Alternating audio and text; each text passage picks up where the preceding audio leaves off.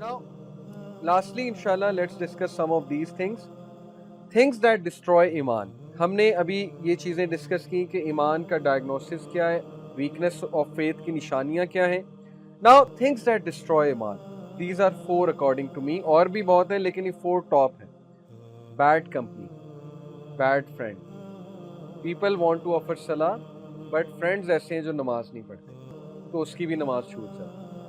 There are many people I saw जो नमाजी थे, तबलीगी जमात से थे, यूनिवर्सिटीज़ ज्वाइन की, नमाजें गई, ख़त्म हो गई. किसी कॉर्पोरेट सेक्टर में गए, नमाजें गई, बिकॉज कंपनी वैसी है. अच्छे लोगों में बैठना छोड़ दिया, नेक लोगों में बैठना छोड़ दिया, you know. And then I saw in my university time sisters who were in निकाब हिजाब in the first semester. In the fourth semester निकाब भी गया, हिजाब भी गया. बस अल्लाह ताला हिदायत दे.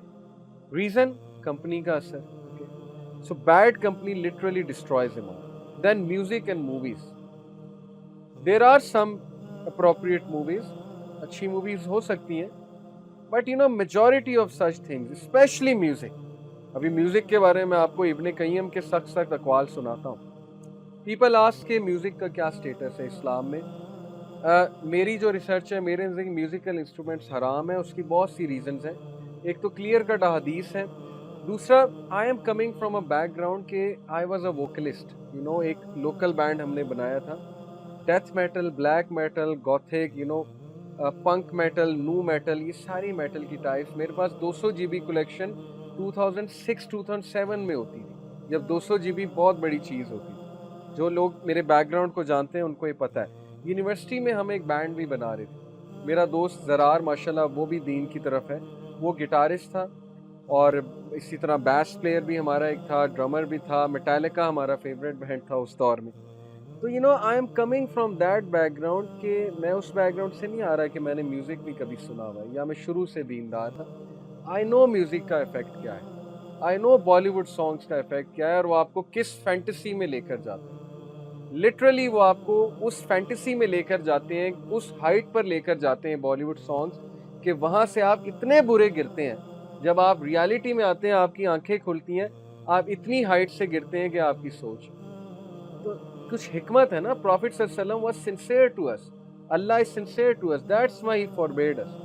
And don't even ask me about you know hip hop and the you know rap songs. So music to me, musical instruments are हराम. और जो लिरिक्स हैं they are even more dangerous. आज के जो लिरिक्स हैं दे आर लिटरली पॉइजन. इंसान को उसके पर्पस से दूर करते हैं, अल्लाह से दूर करते हैं, इंसान को फैंटेसी में लेकर जाते हैं, यूफोरिया की स्टेट में लेकर जाते हैं. इंसान को they act like a drug. आपका डोपामीन रिलीज करते हैं, डोप सेंटर्स को जाकर हिट करता है म्यूजिक. तो यू शुड अवॉइड, जितना अवॉइड कर सकते हैं करें. आई अंडरस्टैंड एकदम छोड़ना बड़ा मुश्किल होता है.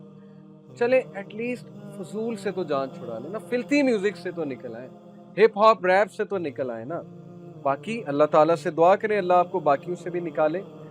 Number 3, mixing up things that destroy ईमान. मिक्सिंग अप से क्या मुराद है कि you sit in good company and then you go and sit in bad company. You are mixing up two things.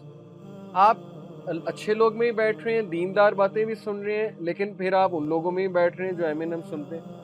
आप उनमें भी बैठ रहे हैं जो हर वक्त दुनिया दुनिया की बातें करते हैं.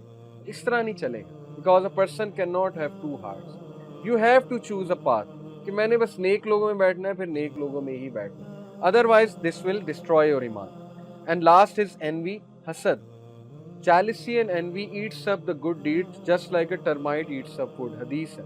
जैसे दीमक उसको खा जाती है, लकड़ी को खा जाती है, इसी तरह एनवी और हसद गुड डीड्स को खा जाता है. या just like a fire eats the wood, ये भी एक मिसाल. आग जैसे लकड़ी को खा जाती है. तो हसद होता है एक natural, this is a natural emotion.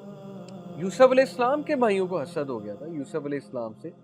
Siblings में राइवलरी बहुत जो है वो कॉमन है, स्पेशली टीन एज में हो जाता है हसद कि अब्बू ने इसको ये ला कर दिया, मुझे ये नहीं ला कर दिया, अब्बू ने इसको ये दिया. सिबलिंग्स में ऐसे ऐसे इख्तलाफ हो जाते हैं कि मेहनत मैं करूं, इंजॉय तुम करो. सारा दिन घर के काम मैं करता हूं, तुम जॉब करके आते हो और बस बैठ जाते हो आके, और एंड में पैसे भी ज़्यादा तुम्हें मिलते हैं. तो ये आ जाती हैं चीज़ें, नेचुरल हैं. माँ बाप को मैनेज करना चाहिए, औलाद की तरबियत करनी चाहिए, समझाना चाहिए. बट जो खुद बंदा एनवी कर रहा है उसको भी इस बात का ख्याल करना चाहिए कि this will eat up my good deeds. भाई आप कंपेयर करने की बजाय जो है वो तारीफ करो अगले की, आप उसके लिए दुआ करो। आपका भाई आपकी बहन हो आपसे ज्यादा कमाता है, अच्छी बात है, आप उसके लिए और दुआ करो, अल्लाह उसे और दे। So envy eats up good deeds. So just last few things, Fuzail ibn Iyad का एक कोट मैं आपको सुनाता हूँ, ये मेरे फेवरेट सलफ हैं, असलाफ, ताबीन, तबा ताबीन, सहाबा और बुजुर्गान, ये असलाफ होते हैं। तो he is one of my favourite self. He said, whoever smiles at his brother's committing of a sin has betrayed him. This is what I am talking about. Real friendship ये नहीं है कि दोस्त के सिन पर मुस्कुराना। आजकल ऐसे ही होता है ना, दोस्त टिकटॉक की वीडियोस दिखाता है, आपको फजूल चीजें दिखाता है, आप हंसते हैं, मुस्कुराते हैं, आप एनकरेज करते हैं कि वाह भाई वाह। He said, if you smile at his sin, you have betrayed him actually. तुमने धोखा दिया है उसको। कैसे धोखा दिया है कि तुम सिंसेयर दोस्त नहीं। अगर तुम सिंसेयर दोस्त होते तुम मना करते, तुम रोकते। ये सिंसेरिटी है। ये कौन सी सिंसेरिटी है कि तुम मुस्कुरा रहे हो उसके गुनाह पे। Then Sufyan as-Sawri said, there is nothing that corrupts a person or rectifies him more than his companion. दोस्त से ज्यादा इंसान को कोई और करेक्ट और करप्ट नहीं करता। यकीन करें, माँ बाप की बात नहीं सुनते लोग, दोस्त की बात ज्यादा सुनते हैं। इसलिए माँ बाप को चाहिए उसके दोस्त अच्छे हों, क्योंकि एक एज आती है कि टीनेजर्स माँ बाप की बात नहीं सुनते। सो दे शुड लुक कि उनके फ्रेंड्स अच्छे, क्योंकि फ्रेंड्स से इन्फ्लुएंस, स्पेशली जो 13 to 18 साल का जो होता है ना टाइम पीरियड, इसमें हम ज्यादा दोस्तों की सुनते हैं। तो पेरेंट्स हैव टू इंश्योर कि दोस्त उसके अच्छे हैं। इब्ने हजर said, no sin remains minor when accompanied by persistence and no sin remains major when accompanied by the seeking of forgiveness. कोई भी sin माइनर नहीं है जब वो रूटीन बन जाए तो वो मेजर sin, चाहे वो आपके नजदीक छोटा sin है, persistence की वजह से वो मेजर बन जाए। जैसे मिसाल के तौर पे you talk to a non महरम, अब आपके लिए माइनर sin है, and if you are talking you know not that bad things, just interaction कर रहे हैं आप, अल्लाह की हुदूद को क्रॉस इस सेंस में कर रहे हैं कि आप बहुत ज़्यादा फ्री हो रहे हैं। नॉन महरम से बात करना मना नहीं है, काम के लिए की जा सकती है, पर्पसफुल होना चाहिए और अकेले में नहीं होनी चाहिए। ग्रुप वर्क हो तो बात की जा सकती है, but when you are chatting to someone, when you are lonely, there is immense chance of slipping away. अब आप इसको परसिस्टेंट बना लेते हैं, आप इसको समझते नहीं है गुनाह, तो ये मेजर सिन बन जाएगा। This is one of the rules of fiqh. You consider it minor sin, but it is actually major sin. Even though you are not committing anything that evil, उस level का evil, but still it will be a major sin. And major sin becomes a minor and doesn't become a sin when accompanied by the seeking of forgiveness. और माफी मांगने से major sin भी माफ हो जाता। Then इब्न अल कय्यम का मैं एक कोट आपको सुनाता हूँ म्यूजिक के बारे में। Never do the love of song and the love of Quran come together in a person's heart except that one expels the other. ऐसा नहीं हो सकता कि बॉलीवुड सॉन्ग भी दिल में है और कुरान भी दिल में है, या बॉलीवुड सॉन्ग कुरान को निकाल देगा। कुरान को निकालने से मुराद है कुरान की फिलॉसफी को, या कुरान बॉलीवुड सॉन्ग को निकाल देगा।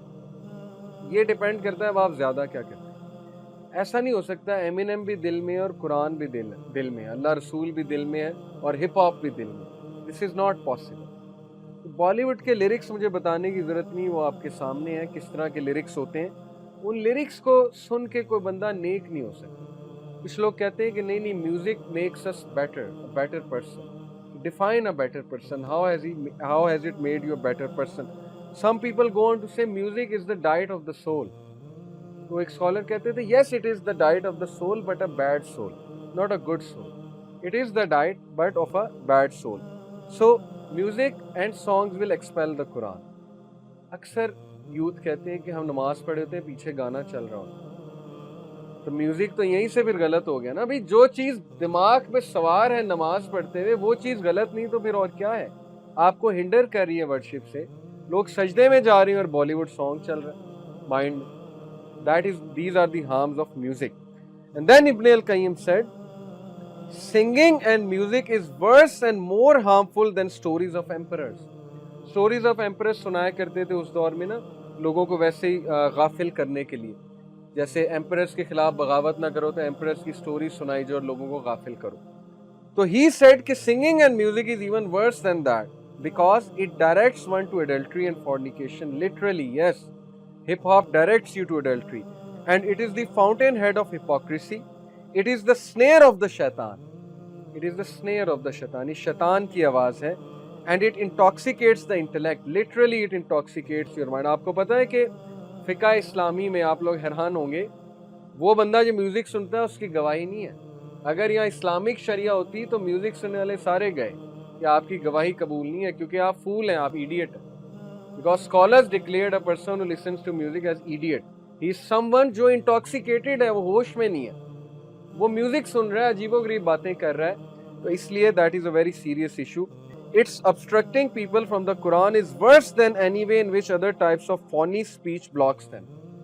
And its greatest harm is that it is obstructing you from the Quran. Because Ibn Taymiyyah said that those people who listen to music a lot, they don't like the Quran. Literally, मुझे एक student ने, lumps की एक student I थी हमारे पास, she was doing a degree in music, something like that, and she said to me कि she was very honest with me. I appreciated this. उन्होंने सच बोला। उन्होंने कहा कि कुरान नहीं लुत्फ देता। आप कहते हैं कुरान सुनो म्यूजिक की जगह, तो नहीं लुत्फ देता, म्यूजिक लुत्फ देता। तो मेरे जहन में उसी वक्त अल्लाह ने एक एग्जांपल डाली।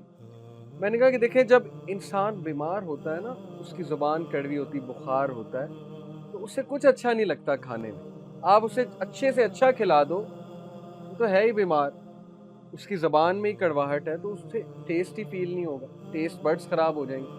अब कोरोना वायरस में आप किसी को खाना खिलाएं तो उसको तो फील ही नहीं होगा, स्मेल की सेंस भी नहीं है, ना ही टेस्ट की स्मेल है। So work on your heart, that's why Quran is not affecting.